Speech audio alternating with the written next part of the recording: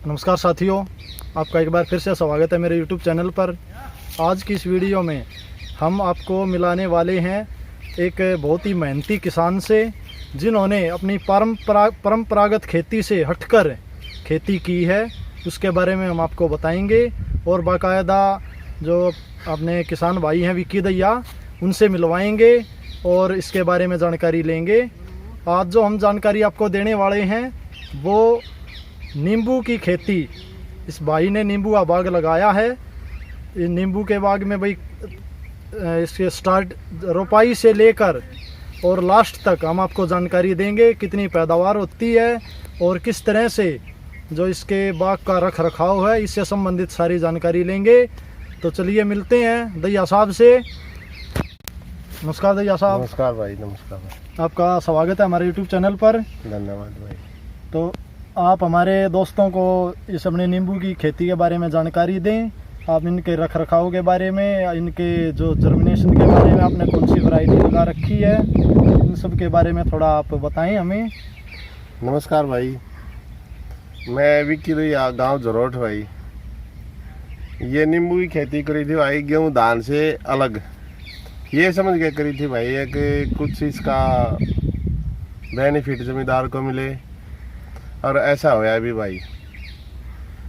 ये 3 एकड़ में लगा रखा है, 3 से थोड़ा कम है, और फसलों से हटके जो है ना काम किया था, और ये जमींदार के लिहाजे से अच्छा काम रहा भाई। अच्छा दैया साहब, आप बताएं हमारे दोस्तों को कि जो आपने नींबू की खेती, आपने नींबू का बाग लगाया, पहले आप धान बोते थे, गेहूँ बोते थे जी भाई। तो धान और गेहूं में ज़्यादा बेनिफिट आपको मिला या फिर नींबू के बाग में आपको फ़ायदा ज़्यादा रहा? भाई धान और गेहूं के मुकाबले ये नींबू की खेती जो है ना कई गुना बेटर है। धान में क्या होता है कि 50,000 रुपये सालाना निकल गए, धान गेहूं की दोनों खेती मिला के 50 या 60,000 रुपये बचत बता रहा हूँ आपको। ये प्रति एकड़ आपको 1 लाख से ऊपर देगा। यदि भाव अच्छा रहता है तो प्रति एकड़ 1 लाख रुपए से ज़्यादा का मुनाफा मिलेगा। अच्छा, ये आपने कौन सी वैरायटी लगा रखी है नींबू की? ये इसको बोलते हैं मयागची। और भाई मैंने करके देखा है, ठीक है। और आज के दिन ऐसा माहौल बना हुआ है कि मेरा जो ना गेहूँ धान की भी खेती है, उसको जो है ना काटने का मन कर रहा है, ना लगाने का मन कर रहा है। ये धान ही, नींबू ही अच्छे लग रहे हैं बस। अब देखो भाई, धान लगा रखे हैं, हर रोज़ बारिश हो रही है, फसल तैयार है, मेरी PR लगा रखा है मैंने। तैयार होते हुए भी उससे भाई भगवान की करनी है, पहली बार इतनी बारिश हुई और उसमें नुकसान हो गया। हाँ, ब्लैक होपर की समस्या भी आई हुई है, वो आएगी, बहुत ज़्यादा आई हुई है। अभी तो आएगी, 10 दिन बाद आ जाएगी भाई। अच्छा दैया साहब, आप हमें ये और बताएं, जिस तरह आपने इनका पौधा लेके आए या नर्सरी तैयार की, किस तरह से आपने इनका स्टार्टिंग की? सिरसा से पौधा लेके आया था और 200 रुपये प्रति पेड़ लगा था। 200 रुपये प्रति पेड़। हाँ, 2 लाख रुपये इसमें इन्वेस्ट करे थे शुरू में। 1 एकड़ में कितने पौधे लगते हैं भाई? अच्छी तरह से लगाओगे तो ये मान लो 415-20 के करीब ये 1 एकड़ में लग जाएंगे। और जो कतारें आपने ये लगा रखी हैं, पेड़ टू एक पेड़ से दूसरे पेड़ का जो डिस्टेंस है वो कितना रखना होता है? ये 12 to 12 रखना होता है भाई। मैंने समझ नहीं थी, 12 बाई 10 पे लगा रखा है। अच्छा, 12 बाई 10 पे लगा है। वैसे हाँ। जो एक प्रॉपर है वो 12 बाई 12 पर एक पेड़ जी लगाना चाहिए। और प्रति पौधा अंदाजा कितनी पैदावार हो जाती है प्रति पौधा? अब ये 5वां साल है भाई। जब पेड़ जिसने लगाए थे उसने बताया था मेरे को, उस भाई ने 50 किलो से ऊपर देगा।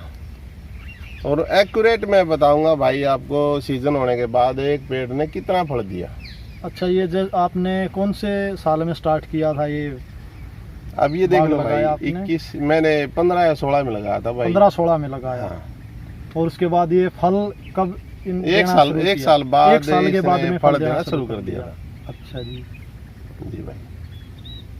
और इसको आप नियर बाई मंडी में सोनीपत वगैरह? बिल्कुल, ये लगातार हर रोज किसी भी मंडी में बेचो, कहीं भी बेचो इसको, सारी मंडियां तैयार होती हैं, अच्छा भाव मिलता है।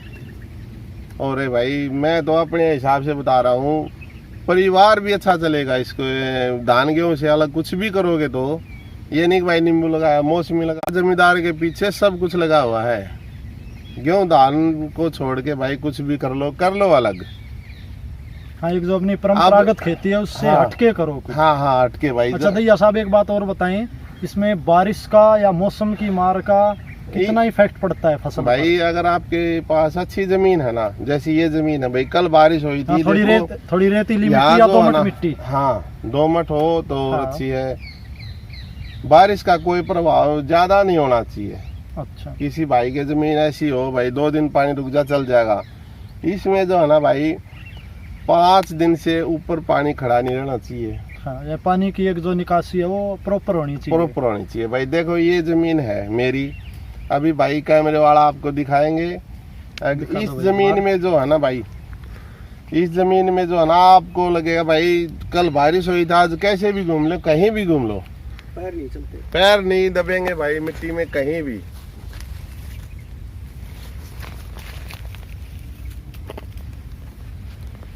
और इसकी लगातार साफ सफाई करनी पड़ती है भाई, ज्यादा खर्चा भी नहीं है सालाना, बेनिफिट अच्छा देता है भाई। अच्छा दैया साहब, ये फसल जो आपकी नींबू तैयार हो जाते हैं, ये किस महीने में उतरने लग जाते हैं भाई? मैंने तैयार हो जाते हैं जी भाई, मैंने भाई ये लगाया था ना, जब शुरू में ये लगाया था भाई सर्दी करके। हाँ, अब जितने साल पीछे चल रहे हैं हम, आगे चल रहे हैं, पीछे क्या सॉरी भाई, हर साल जो है ना 2 महीने का डिफरेंस आ रहा है। 2 महीने हर साल कम होते जा रहे हैं। अब देखो सर्दी के कह के लगाए थे, अब इस टाइम ये सितंबर में, अब इसको 10 दिन चले हुए हो लिया भाई, 10 दिन से लगातार चल रहे हैं, लगातार हाँ उतर रहे हैं नींबू। और सर्दी में था भाई 20 रुपए किलो के हिसाब से, और अब चल रहा है भाई ये मान लो आप 60-70 रुपए से मैं बेचने लगा था।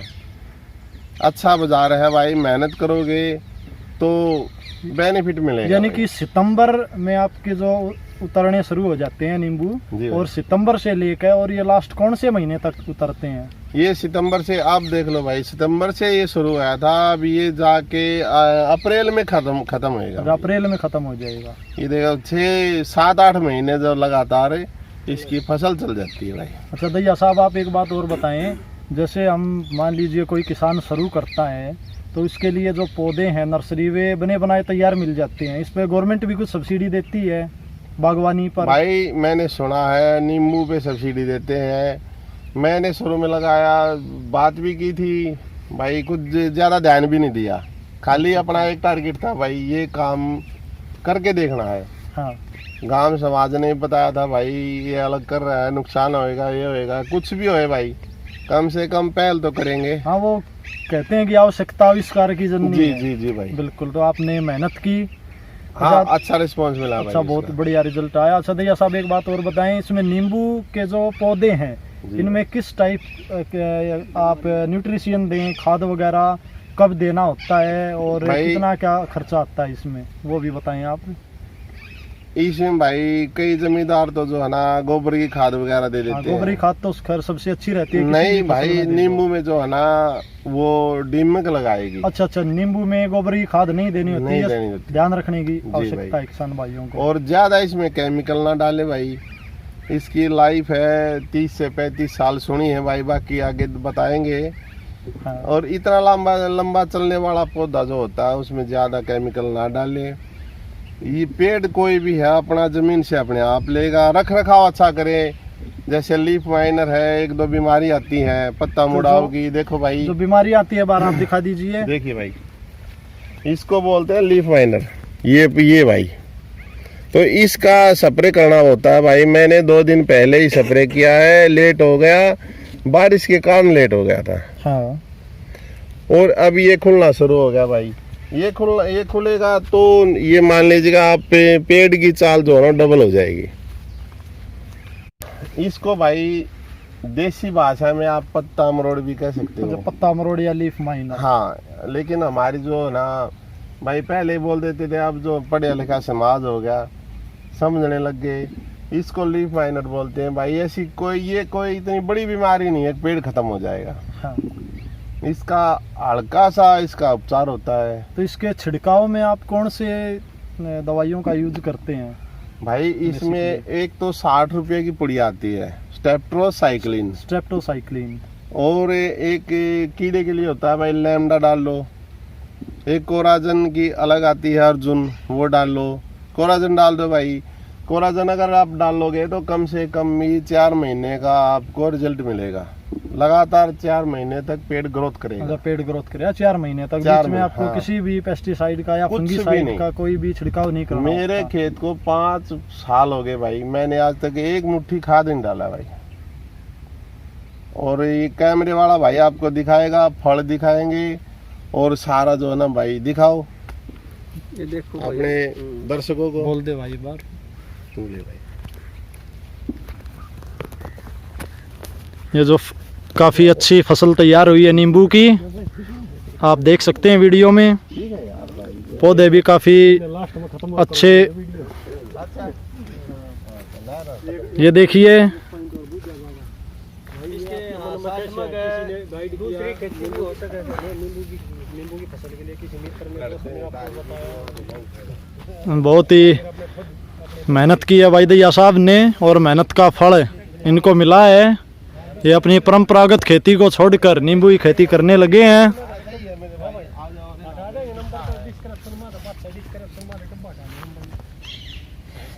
दैया साहब आप एक बात और बताएं, नींबू की खेती के लिए इस आपने जो बाग लगाया तो आपने इसकी प्रेरणा कहाँ से मिली? भाई दोस्त मैं एक सरकारी जॉब छोड़ के आया था, सरकारी का अंडर ट्रेनिंग था, बाहर गया था, वहाँ जो पानी पुनी शूट नहीं किया। वहाँ से आने के बाद भाई कुछ करना था, मैं लगा रहा था सफेदा 3 एकड़ में। हाँ सफ़ेदा। एक अपना मित्र है भाई, उसने बताया भाई सफेदा ना लगा, अगर खाली रखना है और पेड़ लगाना है तो नींबू मैं लेके आता हूँ, वो लगाओ। चलो भाई राम का नाम लेके भाई किया, ये अच्छा रह गया भाई। बिल्कुल। और आज के दिन ऐसा है हमारे को सुनाई दे रहा है भाई, कहीं 1 किलो लग गया, कहीं 2 किलो लग गए।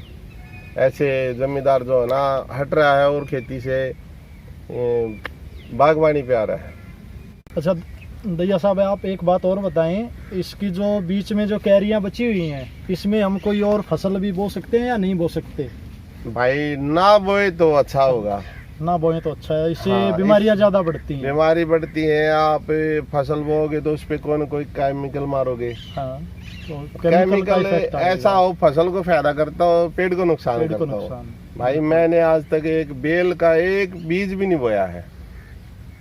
अच्छा भाई साहब एक बात और बताएं, इनकी जो कटाई या झंगाई जो करते हैं हम देसी भाषा में बोलते हैं, तो वो कौन से महीने में की जाती है? ये भाई गेहूं काट रहे हैं मई के लगभग मान लो आप। अच्छा, मई में इसकी इसकी कटाई कर दें? हाँ कटाई, जो टहनियाँ इनको काट दें तकरीबन सारी। इसकी कटाई होती है मई के महीने के लगभग। हाँ। और ये करनी नहीं चाहिए भाई, ये है फलदार पौधा। मैंने भी किसी की बातों में आके काट दिया था, लेकिन काटना नहीं चाहिए। अच्छा काटना नहीं चाहिए। एक तो हम इसको तैयार करते हैं फिर ऊपर से काट देते हैं, इससे फल आपका ही कम होगा। नहीं काटना चाहिए भाई, नहीं करना चाहिए। चलो भाई अच्छी बात है, तो बहुत बहुत धन्यवाद आपका, धन्यवाद आपने हमें भाई। समय दिया। दोस्तों तो दैया साहब ने सारी जानकारी दी, नींबू की खेती कैसे करते हैं और ये पौधे लगाना, 1 एकड़ में कितने पौधे लगते हैं, इसकी पैदावार के बारे में सारी बातें दैया साहब ने हमें बताई। तो दोस्तों मैं इनका नंबर भाई का डिस्क्रिप्शन में डाल दूंगा, यदि किसी भाई ने और कोई जानकारी लेनी है तो इससे जानकारी ले सकते हैं। दूसरा, आप अपनी पारंपरिक खेती से हटकर इन्होंने अलग किया और भगवान की दया से इनका जो बाग है वो फले फूले। धन्यवाद।